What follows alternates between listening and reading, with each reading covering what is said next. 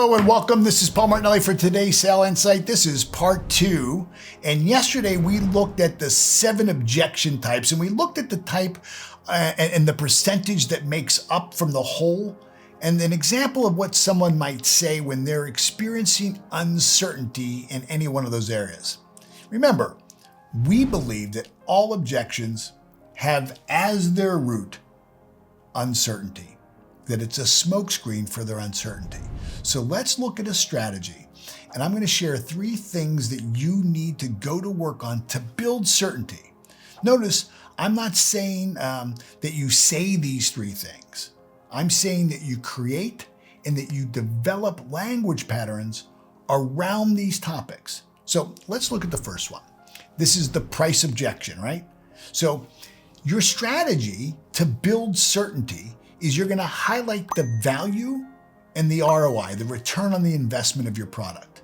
You're going to break down the cost over time and offer financing options or discounts if feasible. So for this objection, I'm not looking for you to tell the person the ROI and the value of the product. That doesn't do it. I'm looking for you to share a story, an example, or research-backed data point that builds certainty about the ROI. So all through these daily insights and all through our course, everything that I share and my team shares is based on proven research. There is an actual study that backs it up, or there's a data point that is verifiable. This builds certainty that you aren't wasting your time learning something from someone that thinks it works. So think about how you can build certainty in all 7 of these objections. Okay, so let's take a look. So the person is concerned about ROI. Rather than me saying, well, the ROI is blah, blah, blah, blah, blah, I want to share an example, a data point, and a story, and I want to build credibility. I want to use these principles of influence. So I'm going to say, look, I understand budget concerns. However, when the U.S. Department of Defense studied our system in 6 of their deep water nuclear subs, they found that ours was the only software that met the standard for long-term savings and increased efficiency. Imagine 3 years from now, when our solution has actually paid for itself and begins to actually add to your bottom line for the next 7 years. So you see, I'm not just telling them, well, it's a great ROI. I'm building authority. I'm using social proof. I'm stacking these principles of influence so that I can build emotional and logical certainty. Let's take a look at number 2. The objection is, doubts about the necessity for the product or the service. You want to emphasize the problem-solving aspect of the product. You want to share success stories and case studies. And you want to ask questions that uncover the latent needs that they may have.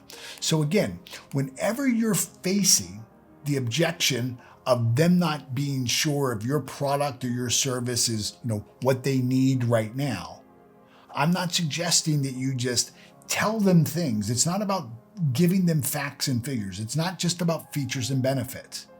It's about being able to share real situations that are similar to theirs, and ideally that are with similar clients, people who face the exact same problem in the same industry, ideally in the same geographical area, in the same kind of marketplace. The third objection was the hesitation about timing of the purchase. In this case, you want to create a sense of urgency by highlighting time-sensitive benefits. What are the time-sensitive benefits? So you want to use scarcity here. Also, incentives for quicker decisions works really well. So this again, using scarcity, that if they make a decision by this time, and remember, we want to always use loss framing. It's not about what they're going to save, it's what they're going to lose. People are much more driven by the fear of losing than they are by gaining. And the third thing you can do is you want to stress the cost of inaction. What's this costing them if they don't solve this problem now? Number 4, we talked about the trust or credibility objection, right? And this concerns the reliability of the product or the reliability of your company. This is the credibility question. And so again, this is building social proof.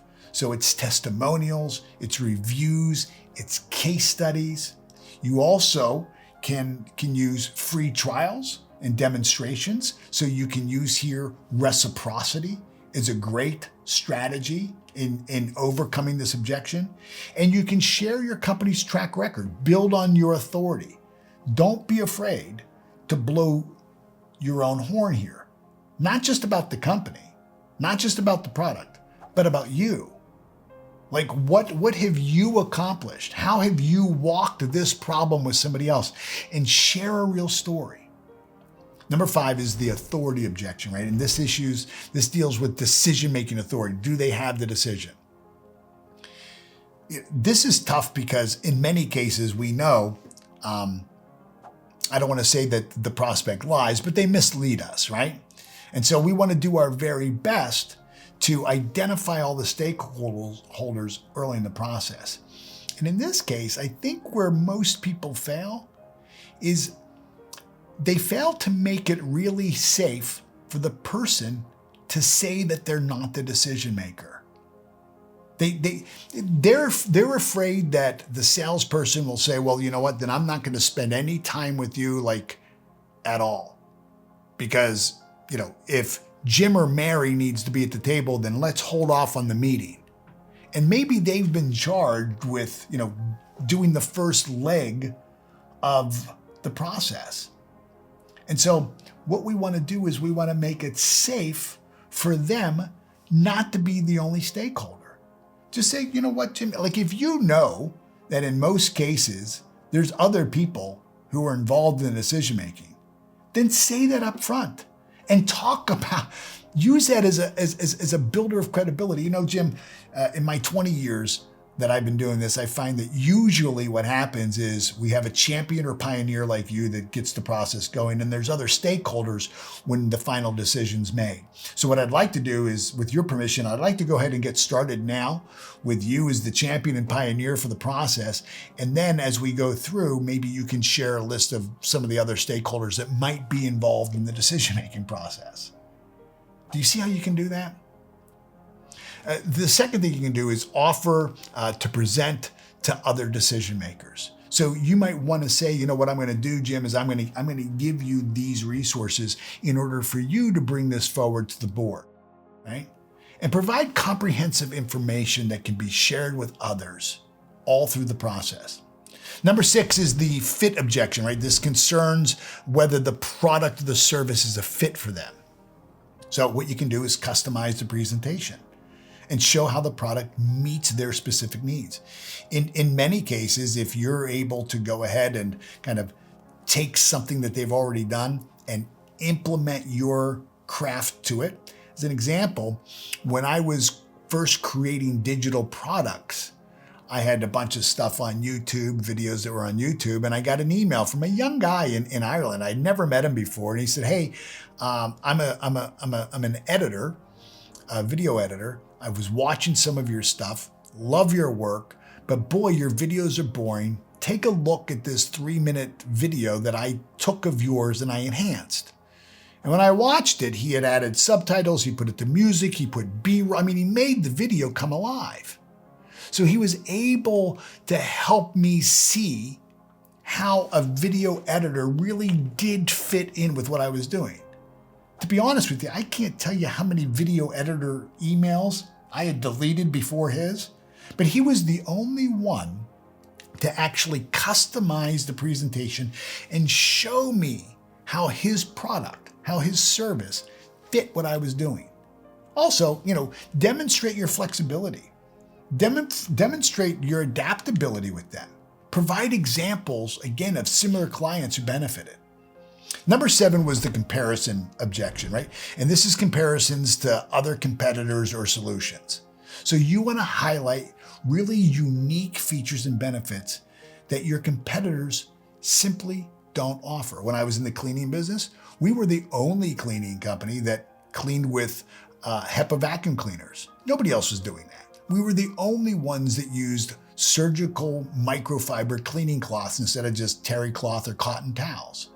These were the things that separated us, made us completely unique to everybody else. So emphasize your product's superior value, your customer service, and provide, whenever you can, side-by-side comparisons of what your product does and how it works. See, when you understand and you prepare for these common objections, you significantly improve your effectiveness and your close rates. And not just kind of telling people information, but building a case for it. You have to get really good at this. You have to master overcoming objections. When you do this, it allows for what I would call strategic responses.